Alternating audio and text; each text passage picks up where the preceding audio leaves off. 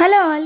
ఎప్పుడు గ్రేవీ టైప్లోనే కాకుండా ఒక్కసారి వంకాయలతో ఇలా గుత్తి వంకాయ డ్రై ఫ్రై రెసిపీని ట్రై చేసి చూడండి. టేస్ట్ చాలా చాలా బాగుంటుంది. ముందుగా వంకాయలను చీలికలుగా కట్ చేసుకుని డీప్ ఫ్రై చేసి పక్కన పెట్టేసుకోవాలి.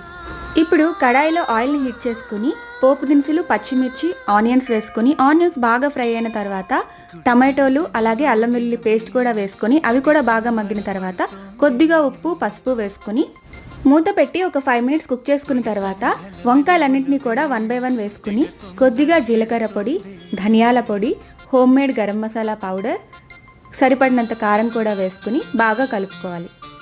కావాలంటే కొద్దిగా కోకోనట్ అండ్ గ్రౌండ్నట్ పౌడర్ కూడా వేసుకుంటే టేస్ట్ చాలా బాగుంటుంది. ఈ మసాలాలన్నీ వంకాయ ముక్కలకు బాగా పట్టే విధంగా ఒక 5 మినిట్స్ ఫ్రై చేసుకున్న తర్వాత కొద్దిగా చికెన్ మసాలా పౌడర్, కొత్తిమీర, నిమ్మరసం వేసి కలిపి దించేసుకుంటే ఎంతో టేస్టీగా ఉండే గుత్తి వంకాయ డ్రై ఫ్రై అయితే రెడీ అయిపోతుంది. వీడియో కనుక నచ్చినట్లయితే లైక్ చేయండి.